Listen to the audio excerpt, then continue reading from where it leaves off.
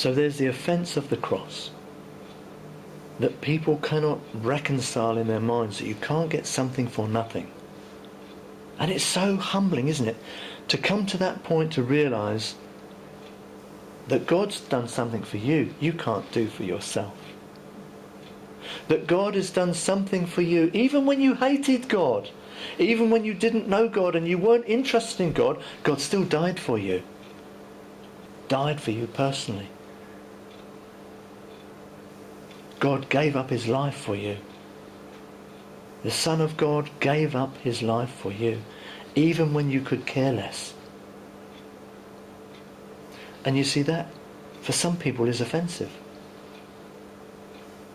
They're offended in their spirit because their spirit's dead and they can't actually reconcile it. And they can't really see it. To people in that situation, to the world, it's almost a nonsense. It doesn't make sense to them. It doesn't work in the world system. It doesn't feel right that you can't earn something, that you can't get there if you buy it. You can't do anything to get there yourself.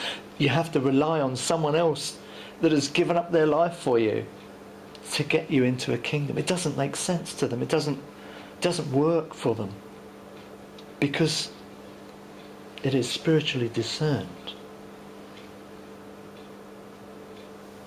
And people in the world can't accept it.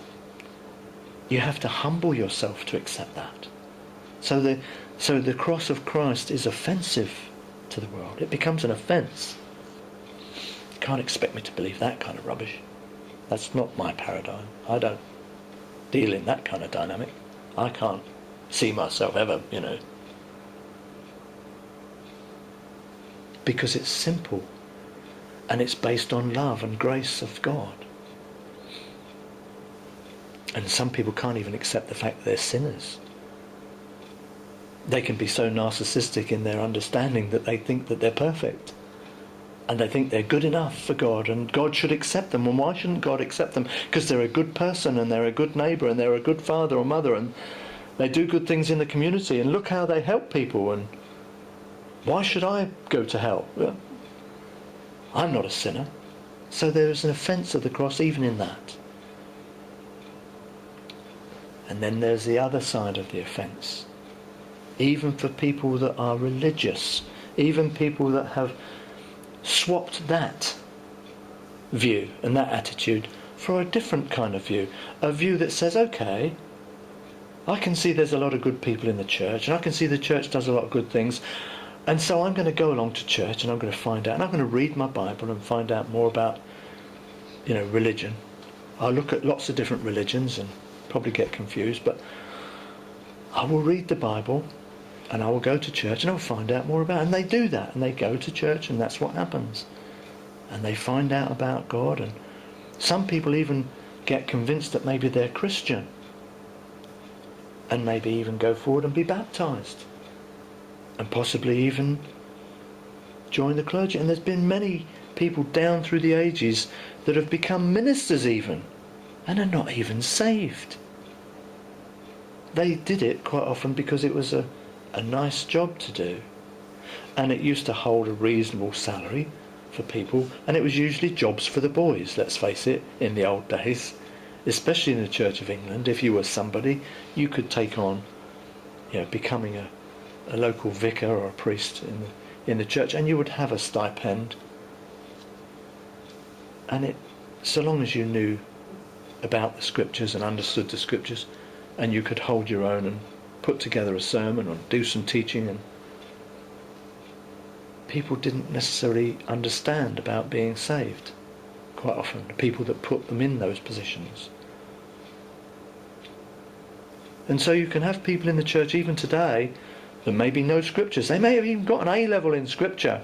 They may have even done a degree in church theology. I even had somebody attacking me the other day who I believe is probably quite a nice person, but his study is in the decline of the church. I can't imagine wanting to study that, really. I'd be more wanting to study the expansion of the kingdom, because that's more important to me, really. But there are people in the church today They are offended, even in the Eucharist. Can you believe that? That's amazing, isn't it? People can get offended by the fact that, are you expecting me to believe that this is really the body and the blood of Christ? That I'm going to eat someone's flesh or drink someone's blood? How can I do that? That's what happened here. That's exactly what happened here with Jesus Christ himself. It says in chapter 6 of John, verse 60, verse 59 says, "These things he said in the synagogue as he taught in Capernaum. Therefore many of his disciples, when they heard this, said, 'This is a hard saying. Who can understand it?' He just told them that he who eats my flesh and drinks my blood abides in me and I'm in him. As the living Father sent me, and I live because of the Father, so he who feeds on me will live because of me." And his disciples thought, my goodness, this is really strange teaching. What's he talking about? How on earth? We're not cannibals. How can we eat his flesh and drink his... It doesn't make sense. So he said to them, does this offend you? Does this offend you? What I'm saying now, does it offend you? What then if you should see the Son of Man ascend where he was before?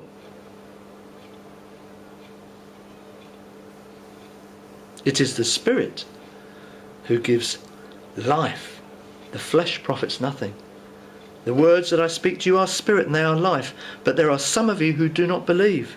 For Jesus knew from the beginning who they were who did not believe and who would betray him. Obviously thinking of Judas. But there were others who he knew would not believe. And he said, "Therefore I have said to you that no one can come to me unless it has been granted to him by my Father." From that time, many of his disciples went back and walked with him no more. They just left. They just left. They decided that was it. They didn't want to know anymore. They couldn't swallow this. Excuse the pun. They could not see how this could possibly work. Thought he'd become a complete madman. And there are people in the church today that look at our Eucharist and say, you must be mad. The presence of God in the host, in the wine, in the host, the presence? No, they're just elements. They're just symbols. They're just things to remember him by. Because he did this, didn't he? He broke bread and he gave it to them, and he drank wine and he gave them a... And that's all it is. Don't be ridiculous. Don't say that there's any kind of presence, any kind of mystical aspect around the Eucharist. That can't possibly be. We live in the sense realm. This is the real world. You're talking medieval magic mumbo jumbo. That's rubbish. They are offended in the same way that non-believers can be offended by Christ and the cross.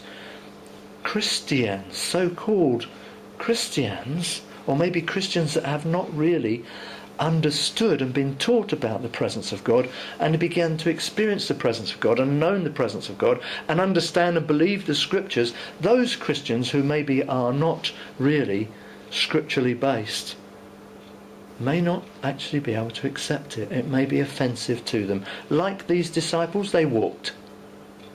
And people come to our church sometimes, they come in and they may be Christians, but they walk. Is it because of me? Maybe. Is it because of you? Maybe. Is it because they may be just offended and they cannot understand why the Eucharist is so important to us? Because it is.